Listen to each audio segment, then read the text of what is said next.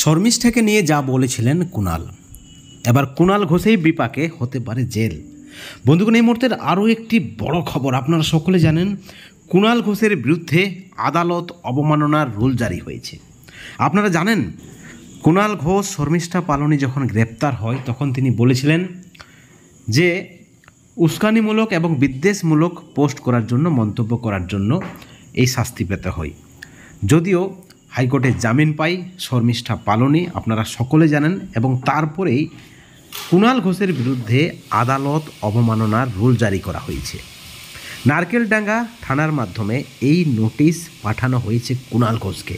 তৃণমূলের মুখপাত্র তথা তৃণমূলের প্রবীণ নেতা চরম বিপাকে রয়েছে এই মুহূর্তে। আদালতের নির্দেশ অনুযায়ী আগামী 16 জুন সোমবার দুপুর 12:30টার মধ্যে কুণাল ঘোষকে হাইকোর্টের 3 সদস্যের বিশেষ বেঞ্চের সামনে সশরীরে, কোনো ধরনের চালাকি চলবে না, সশরীরে উপস্থিত হয়ে কারণ দর্শাতে হবে, তাকে জানাতে হবে কেন তাকে জেলে পাঠানো হবে না বা কেন তাকে শাস্তি দেওয়া হবে না। বিচার আইন যদি সকলের জন্য সমান হয়ে থাকে তাহলে কুণালের বিরুদ্ধে যে আদালত অবমাননা রুল জারি করা হয়েছে তার জন্য কুণাল ঘোষকে সঠিকভাবে ব্যাখ্যা দিতে হবে যে কেন তাকে জেলে পুরা হবে না।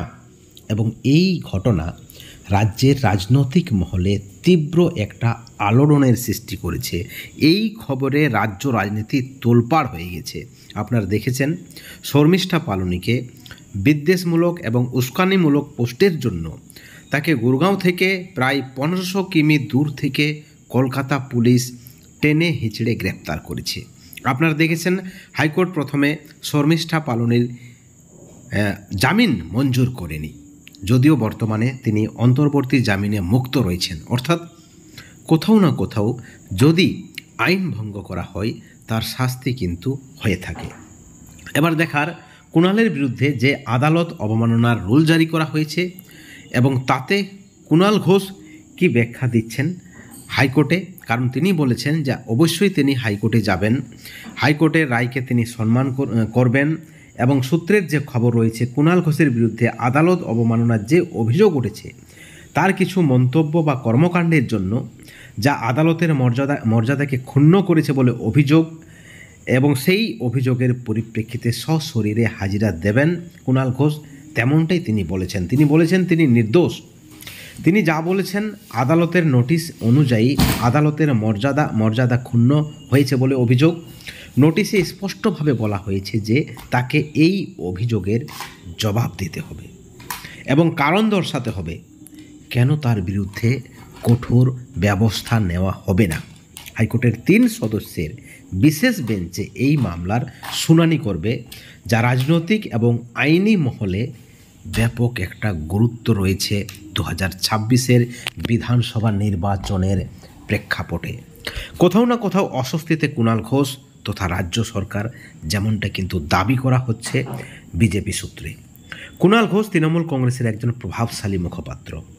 দলের মিডিয়া সেলের গুরুত্বপূর্ণ ভূমিকা তিনি পালন করে থাকেন এবং তিনি প্রায়ই তার তীক্ষ্ণ মন্তব্য এবং বিরোধী দলগুলির বিরুদ্ধে আপনারা দেখেছেন আক্রমণাত্মক বক্তব্যের জন্য সবসময় খবরের শিরোনামে থাকে।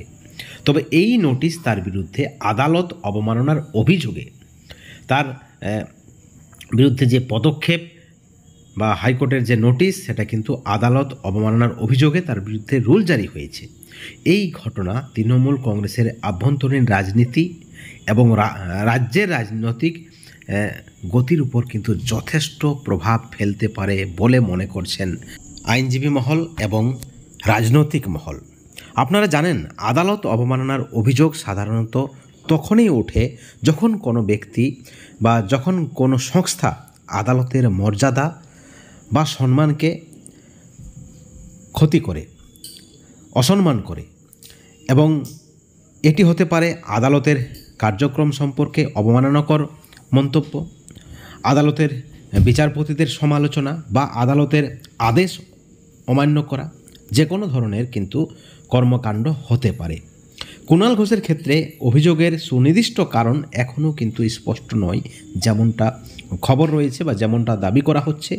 তবে ধারণা করা হচ্ছে যে তার কোনো সাম্প্রতিক বক্তব্য বা মিডিয়ায় দেওয়া মন্তব্য বা চাকরিহারাদের যে বিক্ষোভ আদালতে, সেই বিক্ষোভে কুণাল ঘোষ সামিল রয়েছে, এই ধরনের অভিযোগ রয়েছে তার বিরুদ্ধে। কলকাতা হাইকোর্টের 3 সদস্যের বেঞ্চ তার মামলার শুনানি শুনবেন। তার জন্য গঠিত হয়েছে 3 সদস্যের বেঞ্চ, যা ইঙ্গিত দিচ্ছে যে আদালতের এই বিষয়টিকে অত্যন্ত গুরুত্ব সহকারে দেখা হচ্ছে বা আদালত এই বিষয়টিকে অত্যন্ত গুরুত্ব দিয়েছেন। আদালত অবমাননার মামলায় যদি কেউ দোষী সাব্যস্ত হয় তাহলে তার বিরুদ্ধে কী ধরনের শাস্তি হতে পারে। তার বিরুদ্ধে জেল হতে পারে, তার বিরুদ্ধে জরিমানা হতে পারে এবং তার জেলও হতে পারে, কিংবা উভয় শাস্তিই হতে পারে, যেমনটা কিন্তু আইন বলছে। তবে কুণাল ঘোষের আইনি দল সম্ভবত এই অভিযোগের বিরুদ্ধে শক্তিশালী একটা প্রতিরক্ষা করবে এবং কুণাল ঘোষ যথেষ্ট অভিজ্ঞ এবং যথেষ্ট এক্সপিরিয়েন্স রয়েছে তার পূর্বে, কারণ তিনি একজন জেলখাটা আসামি। যদিও কথাটা শুনতে খারাপ লাগবে, কিন্তু তার যথেষ্ট এক্সপিরিয়েন্স রয়েছে এবং তিনি নিজেও জানাচ্ছেন যে তিনি অবশ্যই সশরীরে যথাসময়ে আদালতের ডাকে তিনি সাড়া দেবেন এবং তার যে বক্তব্য রয়েছে সেই বক্তব্য তিনি আদালতের কাছে, আদালতের বিচারপতিদের কাছে তিনি তুলে ধরবেন।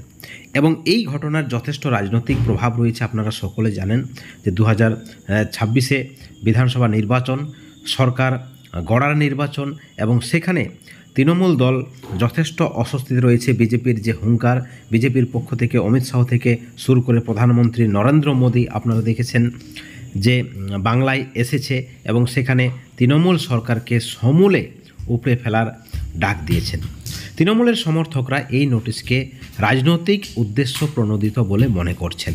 তারা দাবি করছেন যে কুণাল ঘোষের মতো সোচ্চার নেতাকে নিশানা করা হচ্ছে যাতে করে তৃণমূলের কণ্ঠস্বর দমানো যায়। বন্ধুগণ, আদালত অবমাননার মামলায় আইনি ব্যবস্থায় একটি কিন্তু গুরুতর অভিযোগ। এটি আদালতের মর্যাদা এবং বিচার ব্যবস্থার প্রতি জনগণের আস্থা বজায় রাখার জন্য অত্যন্ত গুরুত্বপূর্ণ। তবে এই ধরনের মামলা প্রায়ই কিন্তু রাজনৈতিক বিতর্কের জন্ম দেয়, বিশেষ করে যখন কোনো একটি প্রভাবশালী রাজনৈতিক নেতার সঙ্গে এই ধরনের ঘটনা জড়ায় বা কোনো একটি প্রভাবশালী নেতাকে আদালত রুল জারি করে। কিন্তু আইনের দিক থেকে, আইনের চোখে সকলেই কিন্তু সমান। এখন দেখার বিষয় কুণাল ঘোষের বিরুদ্ধে হাইকোর্ট কী ধরনের পর্যবেক্ষণ বা ব্যবস্থা নিচ্ছে, সেটাই কিন্তু দেখার। সেদিকে তাকিয়ে আছে রাজ্যের মানুষ। প্রত্যেকটা আপডেটের দিকে আমাদের নজর রয়েছে। প্রত্যেকটা আপডেট আপনারা এই চ্যানেলে পাবেন। অবশ্যই এই ভিডিওর পরিপ্রেক্ষিতে আপনাদের মতামত আমাদের চ্যানেলের কমেন্ট সেকশনে কমেন্ট করে জানাবেন। ভালো থাকবেন, সুস্থ থাকবেন, কিন্তু কোনো ধরনের দুর্নীতি থেকে, হিংসা থেকে দূরে থাকবেন। Thank you so much.